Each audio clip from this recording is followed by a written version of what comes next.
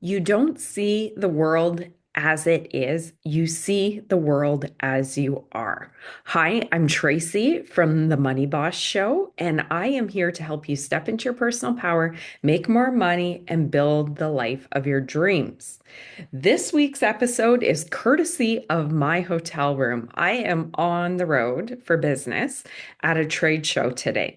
And today's experience is going to lend to the tale of three salesmen to talk about how we either have wealth glasses on or poverty glasses on. So, do we see things through the lens of wealth and abundance, or are we always looking at things through lack, limitation, and scarcity?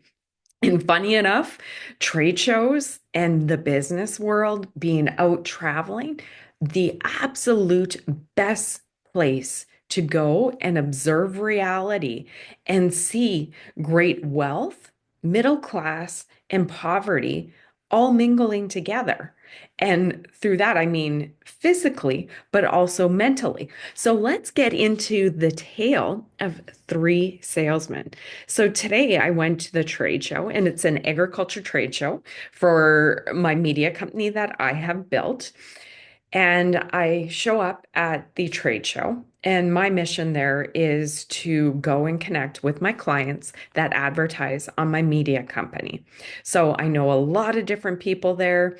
It's a massive trade show with all kinds of agriculture machinery on display.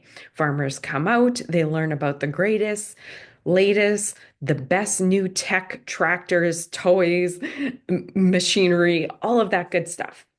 So at this trade show, big farm conference, you will see absolutely all of the vendors ranging from the biggest names like John Deere to mom and pop shops selling their innovation. So it is the greatest place to see the mindset at work. And because I work with these company owners or salespeople or marketing people about advertising, I get to talk to people on all scales. The people that own the mom and pop businesses, right to the salespeople that are selling $1 million John Deere combines, like massive equipment, very expensive. And that's one piece of equipment that a farmer needs, and they need multiple of those.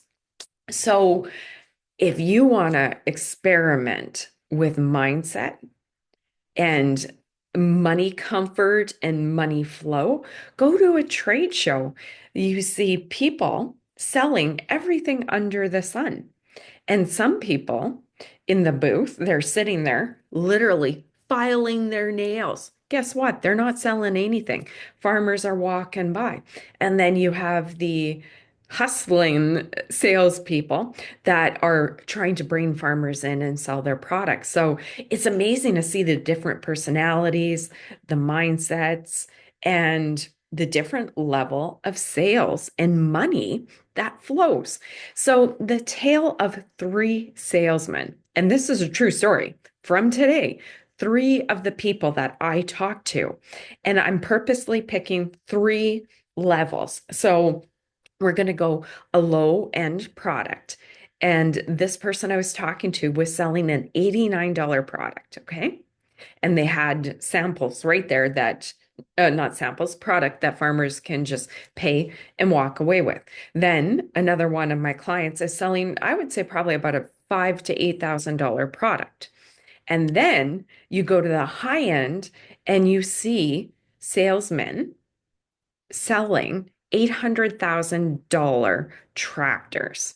So 89, let's call it 8,000 here and keep with the math, keep with the eights, and then $800,000. So for you guys in the audience, right now in the agriculture world, interest rates are up, as we know, same as home mortgages, and land is super expensive, just like buying a home. So, because the interest rates are up, and land prices are up, and the commodity price, what farmers get paid for their crops, is down, we are going to assume that farmers aren't buying. It would be safe for most of the salesmen and sales ladies, business owners in that building to be a little bah humbug because farmers are coming in off of a few good years where they've been buying free flow money. Their prices that they've been getting for crops have been better after many years of not making a lot of money. But now we're back into a down cycle. So you would expect that business owners and salespeople would be a little bit concerned, apprehensive. Funny enough, the tale of three salesmen. I go and talk to the business owner selling an $89 product. It was doom and gloom and every single reason why farmers weren't buying. Okay, well, that makes sense. That kind of matches what you might think is happening in the marketplace. And then I go to the mid company here, not the John Deere, not the mom and pop, a nice mid-sized company selling an $8,000 product. And they have salesmen and they're hustling and they're excited and they're demoing products and they're writing orders. $8,000, $89. Now, I imagine you know where I'm going. Now we have a salesman with an $800,000 tractor that's not even, obviously, they can't take it home. It's just a demo on the floor. You got to write the order and you got to order it. Maybe it's on the lot back at the dealership. But $800,000, that is not pocket change. And that's definitely not bank account money. I mean, some people can pull out 8,000 and buy a product for cash, but 800,000, nobody's buying that cash. So we go from mom and pop here with every single excuse why farmers aren't buying, bah humbug, hustling and bustling, selling $8,000. And then you go, oh boy, tractor sales are going to be down. And guess what? They're selling $800,000 tractors. So that is the tale of three salesmen. So what do we learn from this? Hey, it's me. If you're liking this video, like it and subscribe. I am here to help you step into your personal power, make more money, and build your dream life. Subscribe now. See you back in the video. The customer is the exact same customer. It's a grain farmer that's getting the same amount of money for his crop at that time. But he just stopped at three different booths. And of course, like there's different sizes of farmers, different incomes, so that's fair. But the customer that would buy the $800,000 tractor is the same customer that would buy this $8,000 product and is the same customer that would buy the 89. It's the same farmer. So what's the problem? You might say, okay, well, maybe that product's not in demand and this one's hot. And of course, you need a tractor. Maybe the booth is ugly. You know, of course, a big $800,000 tractor is pretty flashy and brings people in. The mid-sized company had the same type of booth as the $89 company, product company, right? So what is the variable here? Well, I'm going to tell you, I know the client that is selling the $89 product. I've worked with him. I've worked with the one that sells $8,000 products. And I've worked with John Deere on advertising. I know the mindset of each of those salespeople that I talked to today. And I expected it. And I called it. And sure enough, I know the salespeople. The $89 salesperson had nothing but bah humbug. They were conditioned by the news, by the story that farmers aren't buying because land is expensive, they're in debt, interest is high, farmers don't have money right now. It's bad times. This customer has a cool product as well. Both products are needed. but they had the mindset that this was going to offer value. And no matter how much it costs, farmers were going to be able to pay it off in saved grain loss and save time, money. This guy didn't focus on that. He didn't focus on the value and the potential. So he was looking through the lens of poverty. He thought all the farmers couldn't afford it. So therefore, he was feeling that way, acting that way, and not getting the sales. Mid-sized company, they know their product has value. They are trained to sell it, sell a savings, and they know what they have to offer provides value. They focused on that, not the lack in the marketplace, the value.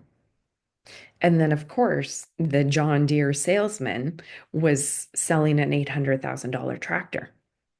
He knows the farmer needs it.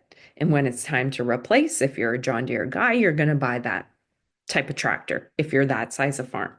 So the tale of three salesmen, one is looking through poverty, one is looking through abundance and opportunity and value. And the John Deere salesman is just an excellent salesman, knowing he has a product and knowing farmers need to replace the tractor. So I ask you, do you look through the eyes, the sunglasses, the glasses of wealth or poverty? We don't see the world as it is. We see the world as we are, right?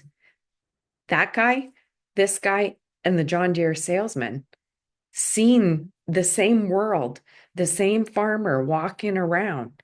And somehow these two guys were looking with wealth glasses. This guy, all he could see was poverty. And where did that come from? He wasn't looking at the farmer. He was looking in his mind to his narrative, his mindset. And that goes directly back to the reality creation framework I've been talking about in videos. So we don't see the world as it is. We see the world as we are, based on who we have been conditioned by, the world we live in, our thoughts and beliefs, which creates our reality. So you're probably listening to the news and hearing about recession and lack and limitation, but you know that there are more millionaires made in a recession than at any other time. And then right now, as we sit in 2025, in this day and age with the internet, there are more first generation millionaires and billionaires than ever before. Back in the day, before the internet, you had to come from money, inherit money, have friends with money to be able to get into business. Now, because of the internet and the ability to level the playing field between all humans, there is more opportunity now to create wealth with very little investment. But yet, we listen to the news. We rely on the thoughts and beliefs in our mind to dictate what we see and what we believe as our current potential. So, do you see the world as you are or as it is? Because think of it this way. If you are in lack and limitation right now, the guy next door, the next salesman, is knocking it out of the park and taking orders. So if he can do it and he's selling to the same customer in the same world, why can't you? So the answer isn't the external, because there's opportunity. And if you could sell the same product and do it in the same way, you could be wealthy. So if it's not the external, because at all times there are rich, middle class, and poor people at all times in history. Why is one guy rich? Why is one guy middle class and one guy poor? Same with the three salesmen. Well, you could say, well, the rich guy comes from money, Tracy. But the proven fact is, yes, our family of origin influences who we are and our conditioning from 0 to 7 years old, which creates our subconscious mind, which is 98% of our thoughts. But the thing is, a lot of millionaires and billionaires have come from poverty. So that busts the theory that you have to come from money to succeed. Look at how many people do TikTok dancing, pop up social media businesses, and make a lot of money. They didn't all come from money. So what's the variable? Let's go back to the three salesmen. They were all selling products needed by that farmer. And you could actually make a case that because it's $89, he should have been selling more than 8,000 and 800,000, right? Like if there's a lot of farmers going through the doors of that trade show and his product's just $89, that's more pocket change. And if the same farmer has money to spend on 8,000 and 800,000, why wasn't he selling hundreds, thousands of units at $89? Well, because he was sitting in his chair, moaning and groaning and griping and seeing lack and limitation. So now, if we look at it and it's not the external, it's not the farmer, it's not your customer, it's not the workplace, it's not the world, because there's a lot of opportunity. Somebody's getting rich, somebody's making it by, and somebody's poor. So if it's not the external environment, we have to conclude that it's what's happening upstairs in the minds of those salespeople. Same for you and I. And that's exactly because we have thoughts and beliefs, and we are creators of our reality. And if you've caught the other episodes, you probably know about the reality creation framework. But if not, I'm going to go over it really quick here. You might not think that you create your reality, but you do. You create it based on your thoughts and beliefs, based on the family you grew up in. 0 to 7, you're taking in all the information from your surrounding, your parents, what they say, what their status is, what they believe about money, what they believe about opportunity, what they believe about the world, what they tell you is your opportunity. That's how you are conditioned. 0 to 7 makes 98% of your thoughts. 2% is our conscious thoughts. Those will be the thoughts that, hey, I want to get rich. I can do this. I'm smart. But then your programming comes in and it says, well, no, you're not really that smart. You failed that test, that math test in grade 4. And why do you think you could be wealthy? Look at all your family. You grew up in like lower middle class. Why do you think you can make it? Your subconscious thinking is going to always kick in because that's what we operate from.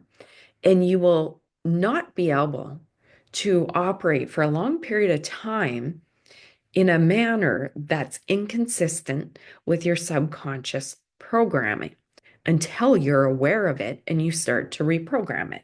So, the reality creation framework, let's go through that and tie it together with the tale of three salesmen. You are programmed, like I said, that creates your thoughts and beliefs. So, you have taken in your reality from 0 to 7, and then for me, from 0 to 42. I've been reprogramming and learning, but I am a product of my conditioning from 0 to 42. So my reality is a reflection of what I think on the inside, my thoughts and beliefs. So if I didn't reprogram, I would probably think that I should be this based on how I was programmed. But I learned about this stuff, started reprogramming, changing my mind, changing my world. So your thoughts and beliefs are programmed. They're in there and they'll override any initiative, anything exciting you want to do. Then it goes to a feeling.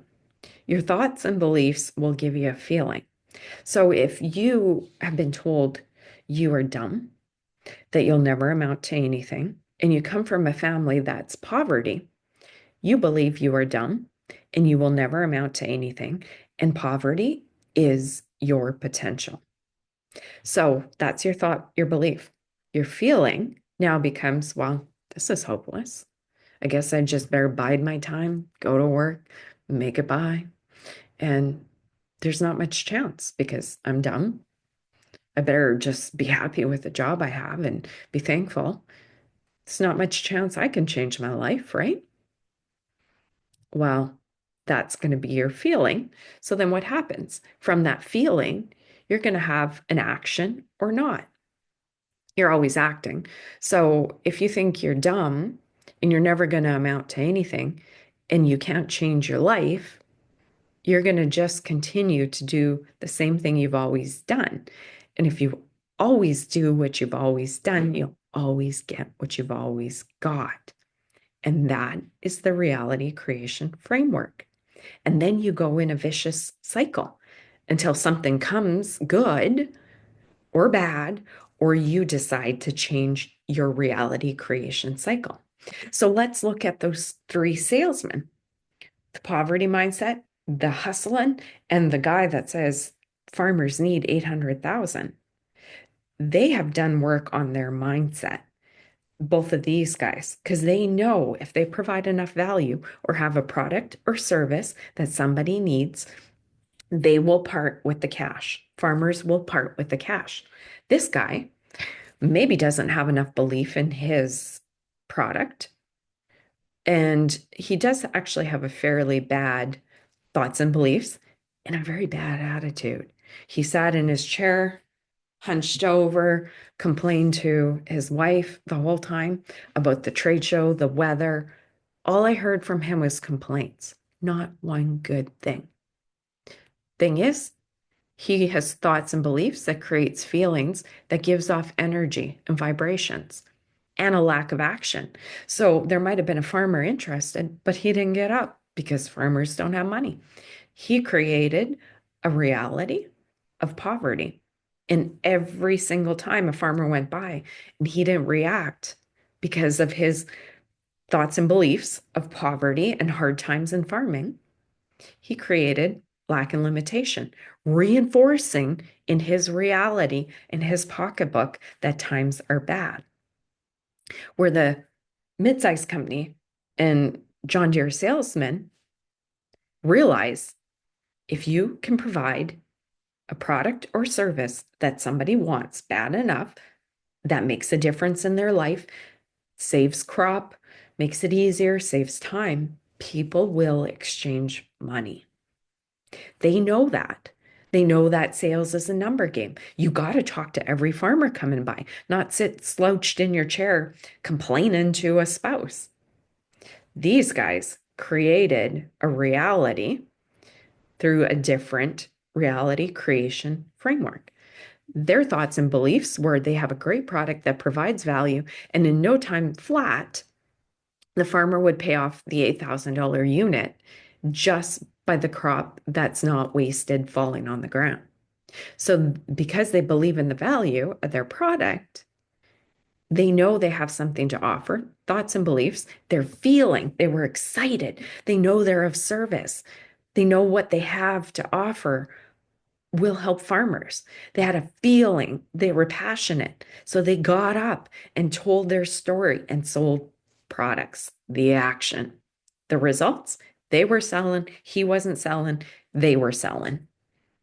That is the reality creation framework in the tale of three salesmen from my travels today. I just love being out and learning by observing. Just like that, you see, everybody had the same opportunity in that building, but every one of those people selling come with their own programming and mindset and limiting beliefs and baggage and money story. So I would ask you, do you have the wealth glasses on or the poverty? Because you and I, we have those same biases and same opportunity.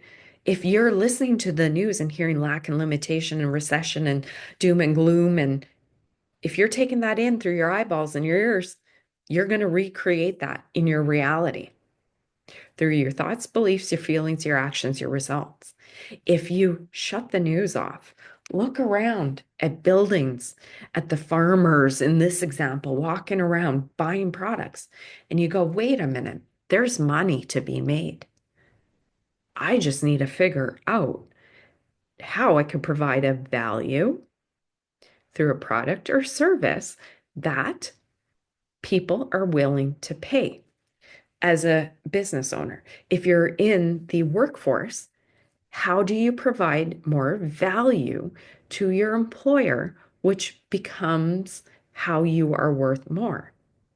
If you get more skills, you have a better attitude, you work harder, you go into a new profession like sales, you're going to make more money than an administrative assistant. We do not see the world as it is. We see the world as we are. How do you see the world? Do you see the world still the same way your parents conditioned you to? Until we come across this knowledge, we do, unfortunately. But then you see a video like this, read a book, and then you're like, wait a minute, other people that come from my situation got rich. If making money is a skill, which it is, and there's a science to getting rich, and anybody can do it if it's a skill, and I've learned a skill, I can learn how to make money. Why don't I start focusing on the opportunities everywhere instead of the lack that our eyeballs and brain have been conditioned to see? As soon as you change your focus, you will change what you see, think, believe, feel, act on, and your results will start to follow. Pardon me, it's been a long day of talking at the trade show to clients. And yes, I made sales. So yay me. I hope this was valuable for you. Being out and observing is probably one of the best ways to start to change your thoughts and beliefs. If you just go to your work, come home, just stay home, just watch the same stuff, and you're not taking in new knowledge or looking at the world differently, driving around in a city and going, look at all these buildings and businesses. Somebody's running this. If being in business and making money is a skill and they've done it, I can do it. Versus driving down the street in the city and just seeing drug addicts and homeless people and the empty buildings. What are you focusing on? Do you have wealth glasses or poverty glasses? That's my question for you. One last time. You don't see the world as it is, you see the world as you are. If this has been valuable, like it, share, subscribe, because I am here literally. This stuff I have learned over 20, 30 years. It's how I've built my media company. It's how I've made great wealth, accumulated assets, and I'm living my dream life. These are what seem like simple lessons, but they're not. We're not taught this. And a majority of people continue to live poverty, poverty, poverty, because we don't realize that we create a reality. What do you think? I'm going to go put my wealth glasses on, get to work, and I am excited. If you have a comment, drop it in the notes, and I am excited to see you on next week's episode.